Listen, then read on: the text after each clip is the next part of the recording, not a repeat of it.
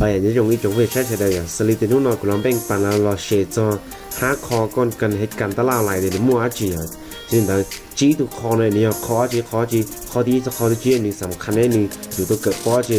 ซึ่งตอนนั้นจะทักษะปัดตัวเขาในการตลาดออนไลน์เป้บริจาควิธีปัดตัวกันตัวการตลาดออนไลน์อย่างเด็กก็ป้องจีคอหน่อยดิอย่างการตลาดออนไลน์ตัวย่อมยี่ฮะเรื่องแต่เด็กคอจีตัวคอแล้วมั่วคอจี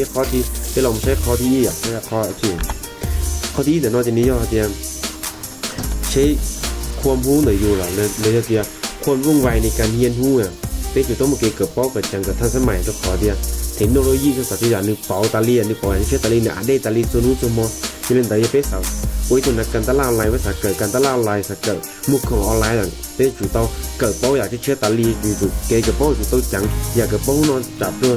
จ่ามั่วเตะหยอกเดียแต่กินเนี่ยเกี่ยวสีจุดต้องอย่างเอียลีเราได้เนื้อสีจุดต้องเลยเป็นเกิดป้อที่เชื่ออย่างนั้นเกิดป้อเราเมื่อตอนเกิดอย่างเชื่อตาลีอย่างคำนั้นที่เขาจะทักษะไปลงปัดเขาโดยการตลาดออนไลน์ต่ออย่างทักษะที่อย่างตัวคอที่เราใช้ตัวคอที่อ้อหายใจอย่างตัวคอที่อ้อเดียมความมัดในด้านเทคโนโลยีอย่าไปเหนียวกับการตลาดออนไลน์ไปเหนียวละหลวมหัวสวยจั่วไปจุดโตเหนียวสะด้านเทคโนโลยีไปจุดเหนียวออนไลน์ไปจุดเหนียวออนไลน์อีวันที่ก็จะจิงการจะออนไลน์อีจอก็จะทีมสีเครื่องมืออีจอเลยจะทำอะไรเดียวโอเดเปอยู่ที่ว่าประสบความสำเร็จเจ้าโฉด้านการตลาดออนไลน์เป็นแต่เขาจะอ้อนที่ตัวคอที่อ้อจะคอจะความมัดในด้านเทคโนโลยีเรื่องคอที่เป๊ะแล้วทีข้อที่เป๊ะเราจะความคิดสร้างสรรค์เท่าเป๊ะอยู่ว่าคงหรือเป๊ะอยู่มั่วคงเลยว่าตึงจากขยายตัวโฉว่าโฉตัวโฉการตลาดอะไรเป๊ะอยู่ต้องมั่วคนคิดสร้างสรรค์มั่วจะเกิดสากับได้ก็ได้เป๊ะอยู่ต้องมั่วจะเกิดสากับป้อจะได้ยานอนนิยมยานอนจีจงยานอนหนีมั่วปัญญาที่ยานอนนิยมเป่าเชื่อตาลีซื้อที่เฟซบุ๊กมีอาได้ตาลีสนุนสมอเป๊ะเราเป๊ะกูชิปเอาเนี่ยจะเล่นแต่เป๊ะอยู่ต้องมั่วคนคิดสร้างสรรค์สาดีแก้ปัญหาลิจาอยู่ว่าอย่างที่เชื่อต่อการตลาดของตัวลิจาอย่างนี้เขาที่เป๊ะตัวคอที่เป๊ะคือคอที่ป้อยอจีเขาจะบอกจะความรู้ทางด้านการวิเคราะห์ข้อมูลโอเคเป๊ะว่าการตลาดโฉว่าตัวการตลาดออนไลน์นะเป๊ะถึงตัวโป๊ะจะทักษะการวิเคราะห์ข้อมูลในกลุ่มลูกค้าแต่ที่นั่นแล้วตอนนี้นิยมเสียจีอ่ะรุ่นแต่ที่นั่นแล้วตอนนี้นิยมสีขึ้นมาจาก TikTok บอย YouTube หรือ Facebook แล้วตอนนี้นิยมสีขึ้นมาจีก็จะวิเคราะห์ข้อมูลกับต่อแต่จะลูกค้าตอนเหนียจีอีหลีเนี่ยจะเป็นลูกค้าอยู่อยากคงถึงเตาจะเปลี่ยนแต่ก็ตัววิเคราะห์ก็จุ่มมั่วอย่างต่างที่จะรีต่อเนี่ยได้จุ่มมั่วของเตาความต้องการของลูกค้าไม่ได้ประสบความสำเร็จต่อคือแต่ทักษะที่ป้อเดียวก็สาวว่าการตลาดอะไรก็จุ่มป้อจากการวิเคราะห์ข้อมูลทางด้านการออนไลน์ในข้อที่ป้อตัวข้อที่ป้อเราไม่ใช่ตัวข้อที่จี้เลยอย่างข้อที่จี้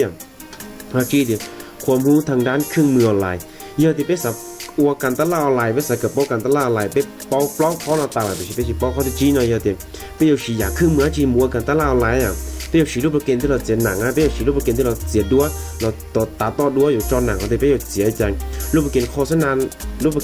ณาสินค้าโฆษณาวิธีเพจไปอยู่จอรูตือไปอยู่ปอมเพจไปอยู่โอริจารูตือไปอยู่สีวัวเขาเตือนซึ่งเราก็สาวการตลาดออนไลน์ก็ยังป้อข้อมูลตาที่ป้อเครื่องมืออันนี้ก็อยู่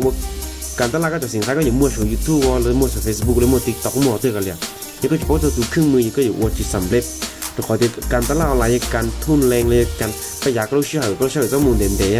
ที่จะเป็นเฉพาะขอที่ลูกเครื่องมือเราประหยัดลูกเชื่อเนาะหรือจะประสบความสำเร็จเดียวซึ่งแต่ข้อที่คิดว่าเดียวความรู้ทางด้านเครื่องมือออนไลน์ก็จะใช้ก็จะละหลวมก็ต้องธุรกิจมีจีนอย่างสีลูกเครื่องมือตัวก็มีสีลูกเครื่องมือต่างกันอย่างเดี๋ยวจีนแนะนำไล่ไต่ตัวเดียวก็สีลูกนอที่อยู่สำเร็จก็สีลูกนอมีอยู่ล้มเหลวอย่างช่วยจะเครื่องมือลัดว่าเป็นสี